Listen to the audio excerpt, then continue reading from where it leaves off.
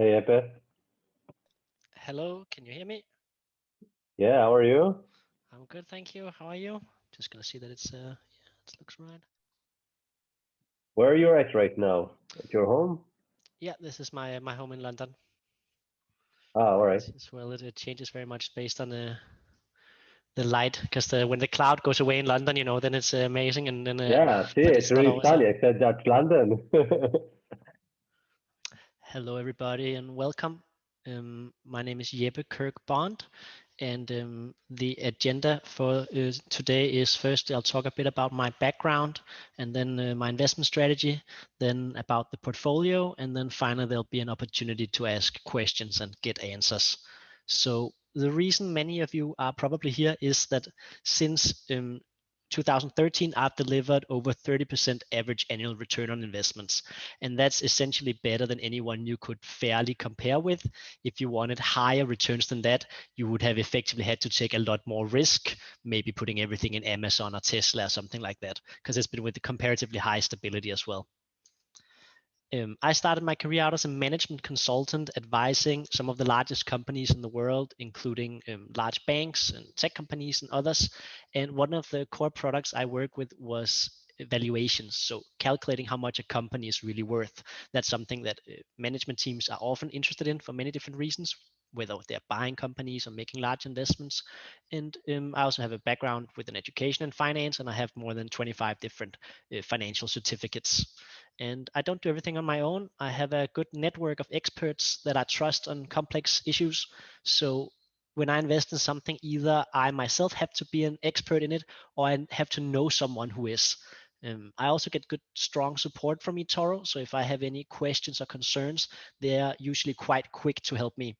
Then I have subscriptions to the best data tools and the best IT tools.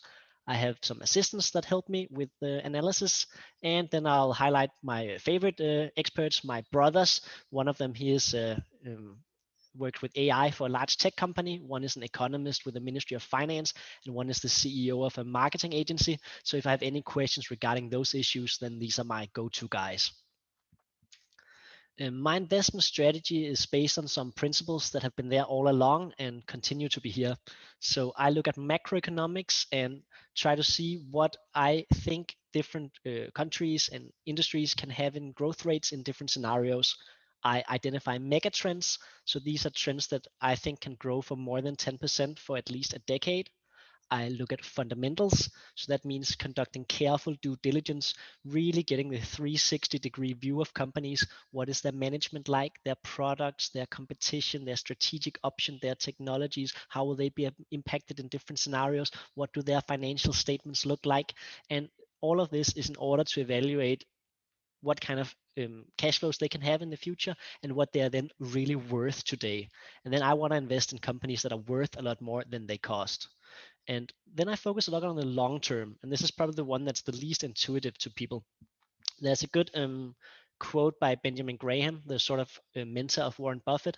He said that in the short term, the market is a voting machine, but in the long term, a weighing machine. And that essentially means that in the short term, it's important what people think, other people think. But in the long term, if you invest in a company that becomes very big and profitable, then you'll probably one way or the other make a lot of money off of that. And essentially, when I invest in a company, I'm saying that I think this company is worth a lot more than the weighted average of all other investors. So I'm effectively saying that other people are wrong. And if I believe other people are wrong today, I don't think it's most likely they'll suddenly all come around to my line of thinking next month or next year even. I think they'll continue to be wrong. But I still invest with the idea that one day I'll be proven right. Could be next month, could be next decade. But I'm investing because I'm buying something that I think is worth a lot more than it costs, not because I expect someone else will bid it up next week. Then I spend a lot of time on risk management. It's a core part of the fundamentals as well. I'm well diversified across different geographies, industries, and business models. I currently have 54 different assets in the portfolio. The largest one makes up about 4%. And then I hedge against tail risks. So these are risks that are quite unlikely to happen, but if they do happen, then they can be very impactful. And finally, I focus on keeping fees low. That includes not shorting, not using leverage, and avoiding high fee instruments and avoiding a too high trade frequency, because this is essentially just one more way you can squeeze a bit more profitability out of a portfolio. Then I think there are great opportunities, especially within organic growth. That means companies that are selling more products or increasing their prices, but it does not mean companies that are expanding just through acquisitions. So quite often you can read in the beginning of an annual report that, wow, this year we again grew revenue by 4%. And yeah, that's very fine. But if actually the core business shrunk by 2% and the 4% were only made up of some acquisitions, then that's not very impressive. I like companies that have a future fit business model, one that can do well in many different scenarios, not just in a few. I especially like companies with high growth if it's accompanied with a high part of their cost base being fixed. So that means that if they can continue to increase the revenue but not increasing the cost by as much, then the profitability picture a few years down the line can be completely different. I like to invest in companies when there's a new strategy. If I like the strategy, of course, and I believe that it's realistic, because then sometimes you're paying for the company at the price of the old strategy, but getting the value of the new. But I need to see that there are real steps. It's not enough that a company announces things will be different. I need to see them do something that sort of is a gamble that hurts, selling off a part of the business, launching a new product, investing in something. If I saw, for instance, this week I was looking at a large oil and gas company, and they made a new 2050 plan, which basically says that by 2050 they aim to do the bare minimum in terms of climate change. So I thought, okay, they clearly want me to think that there's a new strategy here, but there truly isn't. Then in terms of products, there's a famous little video clip with Steve Ballmer, who held the first iPhone in his hand. He's the former CEO of Microsoft, and he said that this doesn't have a keyboard. Business customers won't like it. It's too expensive. And he was of course proven wrong by the grand success of the iPhone, but that was a classic example of having the blockbuster product in your hand and simply not being able to see that this is the blockbuster product. And if you are a good shopper and you can evaluate what are the key features of a product, what's really important in terms of this product, what should the what are they doing wrong here, what should a customer really look for here. If you can do that, then one piece of the puzzle has sort of been put. And yeah, that's definitely a good start. I like companies that are mission driven, not just because I sometimes believe in the mission, but also because it can be a great way to attract and keep great employees without overpaying them. There are other companies that are bleeding great employees and will have to overpay to keep anyone good or attract someone good from a rival. And that might not show in the financial statements the next quarter, but it definitely will within 2 years. And there are great ways you can sort of find out in which category a company belongs. Then more than 90% of my portfolio is invested in stocks. And there's a good reason for that. Historically, stocks have been the best asset class to invest in. Property has also been great, bonds okay, commodities not so good, and cash quite terrible. If I have a lot of cash, I generally want to transition it to the left in this chart and ideally get it over into some stocks. When I look at the global economy, I like to sort of split it into the social and political and the technology and process based. So within the social and political, the most important factor of them all is trust. One of the way that manifests itself is in our social constructs. So money, bonds, stocks, the deed, the piece of paper that truly says you own this apartment or whatever you own, those are all just pieces of paper, digits on a screen, and beliefs in our heads. If we believe in these social constructs, they can help us transact with one another, make agreements, create a lot of value. And if we stop believing in them, then a lot of value can be lost very quickly. Then there are some movements and taste changes that if they are coming from a small basis, but they're growing at a high rate, then they can go from the fringes of society to be really mainstream within a surprisingly short number of years. And being part of that can sometimes be very profitable. Sometimes there are markets that are not accessible to us due to legislation. If it's removed and liberalized, then that can become available for us as investors, but vice versa, great markets can be taken away. Countries that have institutional effectiveness and the right framework for conducting business and investments have an advantage and are nicer to invest in. Diplomacy has historically been very important at the most extreme in the cases of peace and war, but also just in terms of, can we have mutually beneficial trade with one another? In the technology and process space, from the deepest pits of the R&D labs all the way to you getting a product delivered at your home, there are great opportunities for investments. There are some companies that are ahead of their competition due to some best practices. But if these best practices are easy to imitate, then it's quite likely they'll be caught up to within a few years. And then, the excess profit is likely to decline. You, on the other hand, have companies that are doing continuous improvement and are really slowly accelerating away from the competition. Then a few years down the line, the picture is completely different. Mother Nature sometimes throws us some curveballs that can provide opportunities, for the companies that can help us against those risks, as well as things we just need to sort of diversify ourselves out from.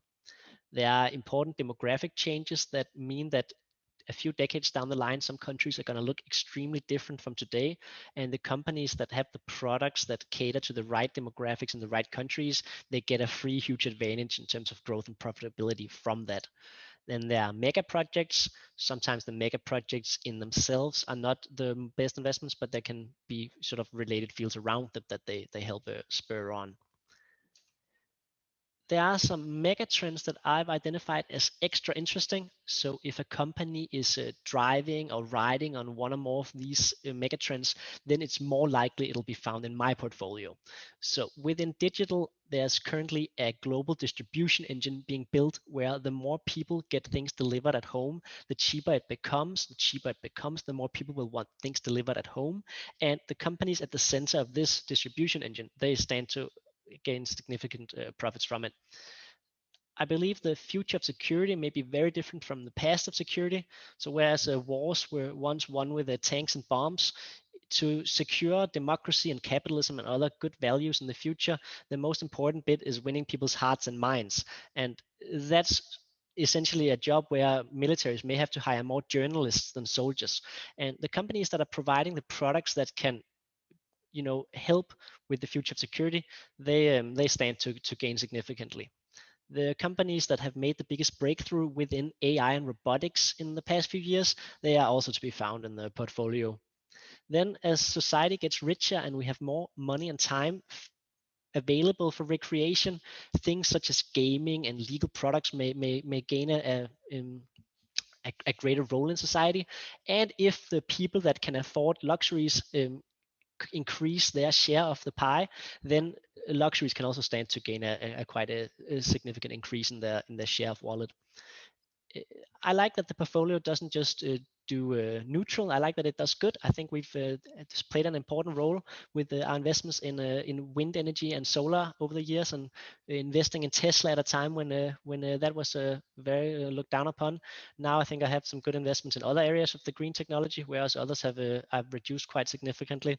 Health is an important part of the market where countries were eventually once founded to protect us against uh, outside armies.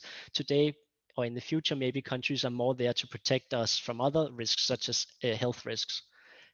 In terms of you say in terms of COVID, the work from home revolution is not as great as the work from anywhere revolution. I think many people now work with people from everywhere, and there's a whole new class of digital nomads that need to be catered much better for. In terms of international relations, the most important ones now are between the West and Asia and internally in Asia. And if they are handled such that we don't spend too much on security, but have the full benefits of collaboration, then that's where we can gain the most growth, of course. And if one wants to sort of peek into the future, I generally find that looking at leader cities is a great way. So if you want to know where regulation is going in many countries, you can look to Singapore today. London might be a bit ahead on culture. My old city, Copenhagen, on welfare technology and green tech, and maybe a Silicon Valley on technology.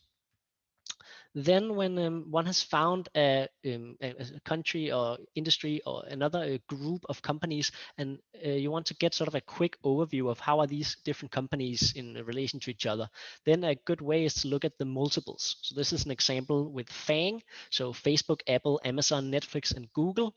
Now all of these companies released earnings last week, so it's all completely fresh data.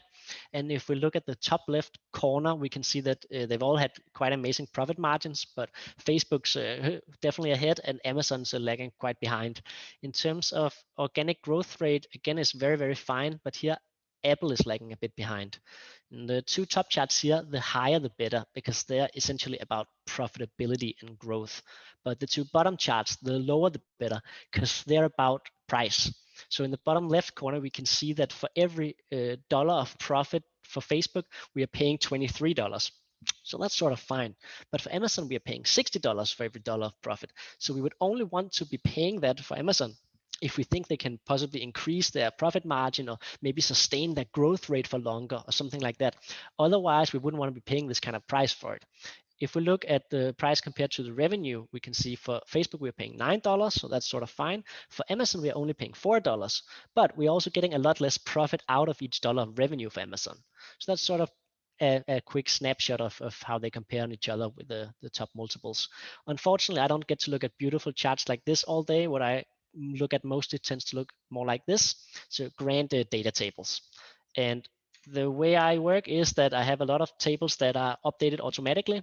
I have some that require some manual manipulation, and then there's some that are just completely unique data tables that are subjective but numerical. That could be that I've evaluated all the CEOs from a scale from 1 to 10, or how beautiful is the website on a scale from 1 to 10, or anything like that.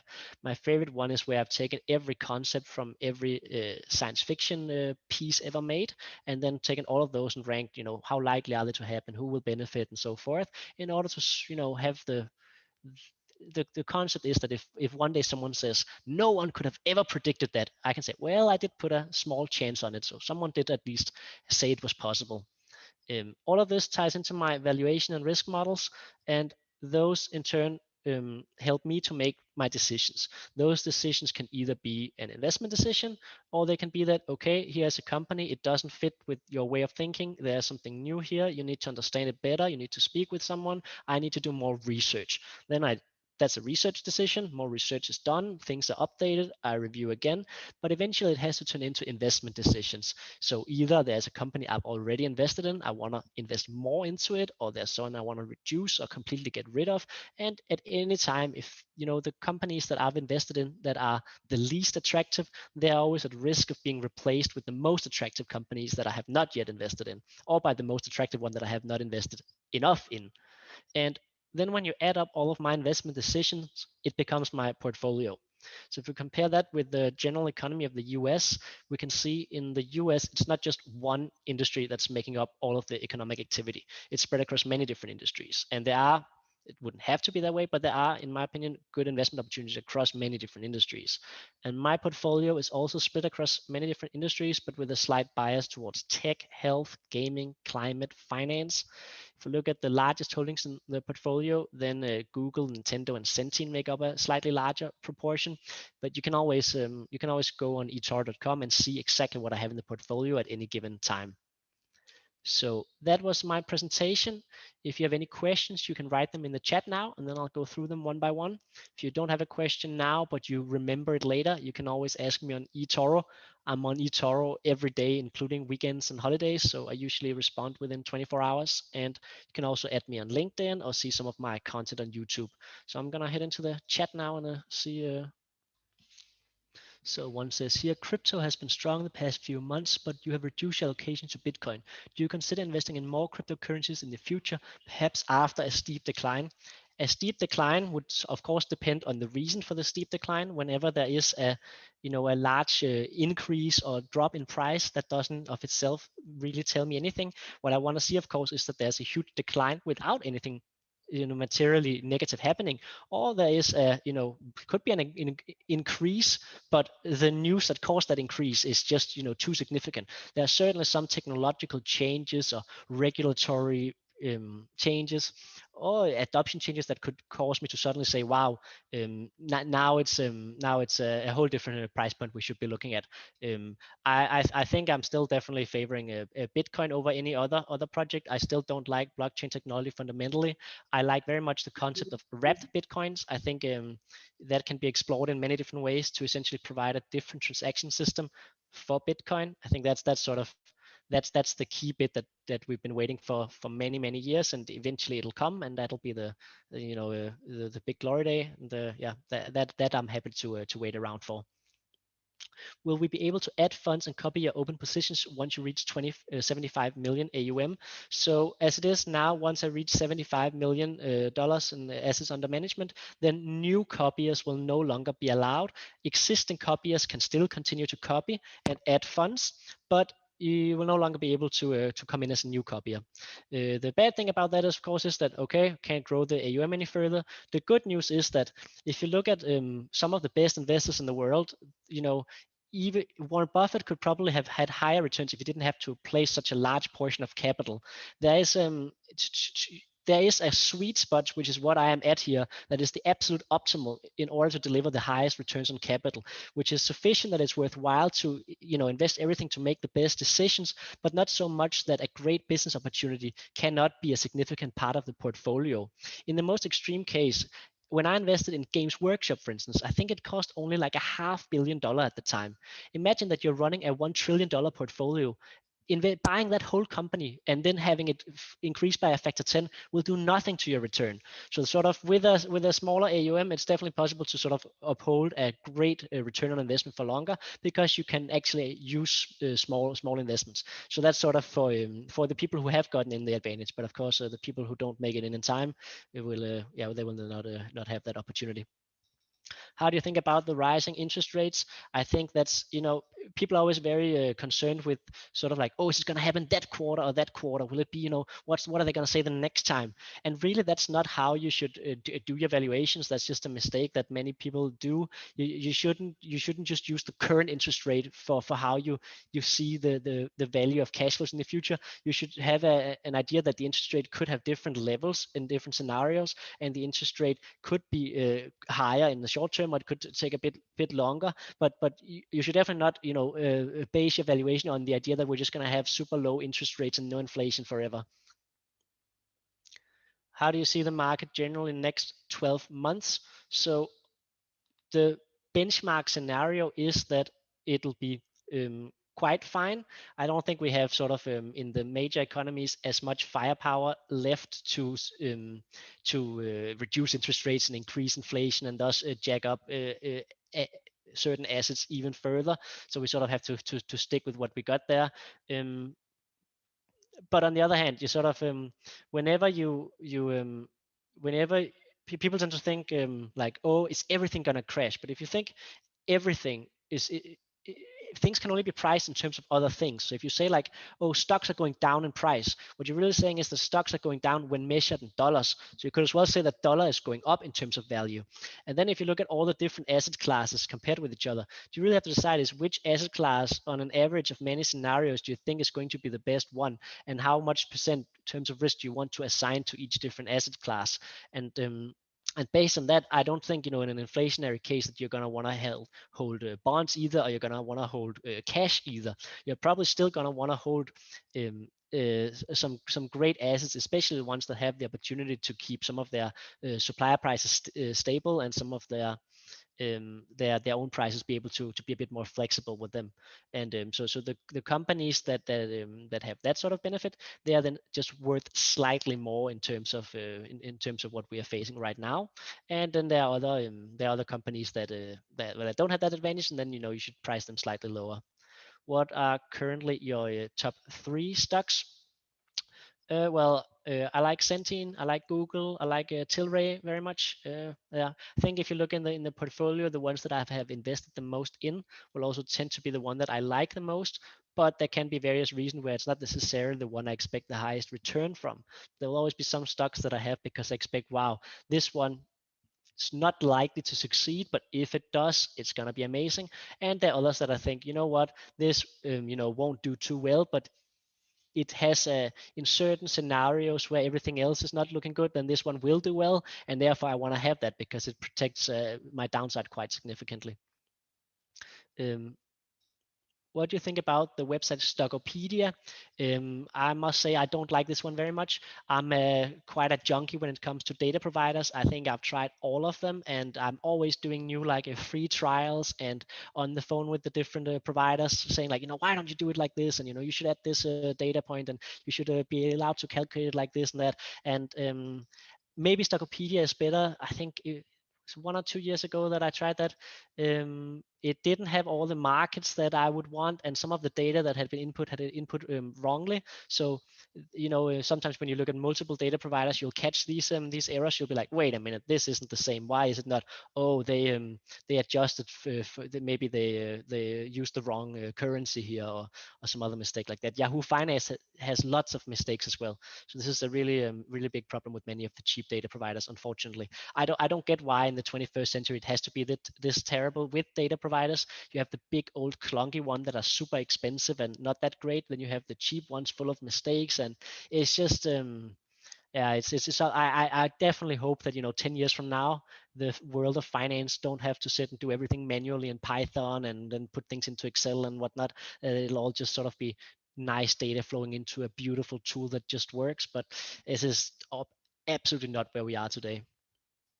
How best to copy open trades or not? I always say it's generally best to copy open trades. When you copy open trades, then you invest in the same assets that I have invested in the same original percentages. And if you only copy new trades, then firstly, you are not investing in your portfolio will be very different from mine. Initially, you won't have any investments because you'll be waiting for me to make new trades, and it could take a long time before everything becomes invested in. And your risk profile will be very messed up because you don't know what exactly was the reason for my one new trade. So yeah, it's generally better to copy open trades. And then when adding funds month by month, that can be very fine. That's what's known as dollar cost averaging. It's a way to reduce your overall risk over time by saying that if you invest a little bit this month and a little bit next month, if the price went up in between, you gained on the first investment, but you bought a bit more expensively with the second one. But on average, then it's saved out. In the same way that if you flip a coin many times, then on average it's going to be 50-50 heads and tail, come within 45 to 55% of the change with a high certainty if you flip it more than 100 times or something. And if you add month by month, the minimum remains $1,000. So if you could only add $100 per month, it would be better to add 1,200 every year rather than doing it every month. Also, if some people have a very large cash reserve and they are not earning any interest on this, and it's more than what one would need for an realistic emergency expense, or to feel comfortable about one's liquidity, then it can make sense to invest all of that cash as a lump sum. But if one has a steady recurring cash flow that's piling up, then it can still make sense to sort of spread it out over time and not try to press it too much into one lump sum. Because again, you don't want to do is like have zero cash and zero credit available, and then suddenly you have a small minor expense that suddenly becomes like an issue you have to have a headache over. The copy portfolio is based on the original percentage and not the percentage. How come? That's a decision on Etoro's part on how they've wished to do it. I know they've reviewed both methods and have there are advantages and disadvantages in terms of both. And I have suggested that both should be an option. That might be a bit more complex, but I think if it's explained well, I'm not exactly sure how it should be. How the word should be for it, but I think you could maybe make it so people would have both options maybe one day in the future. I got a message from Etoro saying you deposited an additional 0.05% and that I should follow. Yes, so this was because on the 3rd of May, when I closed the Afria positions and opened the Tilray, there was a wrong rate, and then Etoro sent me a refund for that wrong rate. This is Etoro sometimes goes back and retroactively solve things. So if there was an issue, then they can essentially send you some money as compensation for it, and that's what happened here. And it's a very tiny amount, so most people won't be able to add this, and it shouldn't really make any difference, and you don't have to match it. Anybody's of course welcome to add funds, but if adding funds, then it should be $1,000 or more, and not this minimal amount. How much you expect the chip shortage to become a problem for all tech stock and their valuations? Sort of always the case with the semiconductor industry is that its supply and demand are quite rugged, so they never like fully meet each other. And in terms of when you are valuing a company, it's not it's not like, last quarter's prices were a bit, or next quarter's price will be a bit higher, or we'll have one quarter of slightly higher or lower profitability here. That's like, when you're buying a beach house, you don't buy it and then oh, it's gonna rain this summer, I'm gonna get rid of the beach house immediately. No, the value of the beach house is all of the many years it'll provide you with great value. And that's the same with a semiconductor stock. Just because it's gonna have a slightly higher profits for one quarter, that's maybe going to increase the value of the company with a few percent. It's not going to increase it by a dramatic factor. What increases companies' values by dramatic factors are things that make them long-term more profitable. And that's been the same with COVID. At the beginning of COVID, I very quickly identified that there were companies that got a short-term benefit from this. And these were not the most interesting ones, where, people are going to buy all of this, while COVID lasts, but then they're back to normal. So all you get is 1 year of extra profits. Not that, great. But there were other companies who were like, wow, this is really going to set them up. All of the people that have started shopping on Amazon and buying groceries online during COVID, many of them are going to continue. That's a new habit formed. This is value that's going to continue and continue and continue. That's valuable. That's worth paying a higher share price for. Not these sort of you can have a little bit more profitability thanks to potentially the demand and supply not meeting each other perfectly in the short term. What impact do you think inflation and interest rates could have in the portfolio until the end of the year? Well, so I care sort of with the central bank. It's always a fine it's a fine line around which there can be quite significant movements. So if there is a unexpected increase in the interest rate to curb inflation, because inflation in some categories, and definitely in categories that many consumers care about, if these prices keep increasing quite significantly and it is required to raise the interest rate for that, then that would be quite negative for stocks in general, but it could also be quite negative for bonds, and it could be then then that could sort of salvage cash. But it's the aim of the central bank to do this smoothly. So that means that an issue like COVID has been, or a new shock that could come from anywhere, a black swan we don't expect. When such a thing comes, it's the central bank's job to the best of its ability, ensure that this is split evenly over stocks and inflation and the government debt. That there's not like just one factor that takes the entire hammering. And if they are, and I can guess or try to guess that they won't do their job or that they will do their job, but it's really, if you are the CEO of Goldman Sachs, maybe you can guess this slightly better than the central bank, but it's not sufficient that you can actually make a high excess return strategy from this. So it's really not something you can. I sometimes speak with one of my old friends who spends a lot of time sort of trying to second guess what different members of the FOMC are gonna have a views of different things and so forth. And it's interesting, but it's not sort of the core component of an excess return strategy, I would say. Are you less enthusiastic about Palantir? I think it's one of the most interesting companies in the world with one of the greatest product offerings in the world. It's got an amazing growth rate. It's not a small cheap company as it was when I originally invested. Now it's costs about $40 billion. So that's the price of a big successful business, and it's not a big successful business yet. So whereas there are other companies where they could lose half of their business and it'd still be a good investment, this is a business that has to really achieve something to be worth that valuation. But there is a chance they can do it, and then they could be worth a lot more than the valuation. So when averaging it out over all of those different scenarios, I come to the conclusion that it's one that I want to have to protect against specific things, but it's not the one that I expect to gain the highest returns from in an average of many scenarios. Do you own any crypto privately? I just checked the other day because many years ago I received some Dogecoin on Reddit, but I think maybe I lost it in 2017 or something. And I have a tiny bit of Ethereum that I only purchased in order to donate it to a good dollar, but then I didn't get around to it.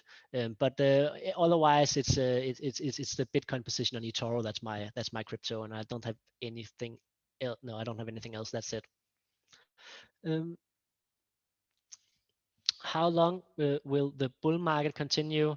that is hard to say, but what is that's also hard to say. Essentially, I really dislike the terms bull market and bear market. I also really dislike the concept of the market cycle. In my opinion, it's sort of like, if you ask the same people who come up with these terms to look at a casino, and then they would come up with stories like, oh, when it's been black 5 times in a row, let's call this a bull market. But then it's suddenly red, oh, we call that a small correction. And then this is a wrong way of thinking about things, because things have been going well for a long time. That tells you nothing about whether they'll continue to go well. And similarly, if they've been going bad, it could reverse immediately after. So that's not really the basis for an analysis. The basis for an analysis is to say that, right, if it goes wrong, I'll lose this much on these assets, and if it goes well, I might win this much on these assets. And if I assign percentages to all these different scenarios multiplied with how much I can gain in these different scenarios, then overall I prefer to hold these things. And then then that's how I choose to place my capital at risk, understanding that it's placed at risk. It's not placed in guaranteed safety. But of course, if there are some indications that like when COVID happened, that can cause me over a very short time to make quite significant trades, because there are certain assets I evaluate have much greater potential in certain scenarios, and as we approach those scenarios and their likelihood becomes greater, then such a transition would happen. Plan to increase your Bitcoin percentage on the portfolio. That depends entirely on developments of technology and regulation and adoption, and then compared with the price. So if there is a drastic drop in price without anything materially happening to the sort of overall chance of Bitcoin becoming the leading global currency in the future, then I would buy a lot more. However, if the price continues to be at this level, without any good new technological developments as such, then I would not be increasing my position. What is your long-term view on Tilray and Sobi? So on Tilray, I think now we have one of the largest cannabis companies in the world at the total price of just $8 billion. What should one of the largest companies and what will one day be a large industry cost? Well, one day maybe $50 billion. So I think at that price, it's a very good deal. Now, there are many uncertainties along the way, but most of those are the kind of risks that don't correlate completely with other risks in the portfolio. So for Tilray, it's essentially now one of the largest cannabis companies in the world, costing only $8 billion. And the largest company in that industry should one day possibly cost $50 billion. So that price, it has a lot of room to grow. There are many risks associated with this industry, and those risks are of course important, and you can multiply different likelihoods with the benefits or the drawbacks that would come from it. To get sort of the impact on the valuation from that. But these are risks that are not completely tied to the general market risks, so they are a lot less worrisome than some other risks. For Sobi, it's a great company with great profitability and growth. It has some there could be some competitive products eventually that'll put them under great pricing pressure, so that's something to sort of keep an eye out for. That could sort of make them they'll have to fall quite significantly to not be sort of worth the money, but there are some significant risks in that regard. Back to the AUM question, with a 75 million limit, can you share how high your current AUM is? So it's currently just above $60 million. And then if there are no further questions, then I think we'll end it here. Thomas, do you have any last remarks? No, that's good. If you have any last words to say here before we end this call. Yeah, I just want to say thank you to everybody for coming here and asking your questions. And if you didn't get to ask your question, just ask away on Etoro or add me on LinkedIn and so forth. And have a great evening, everybody. Thank you very much. Bye-bye.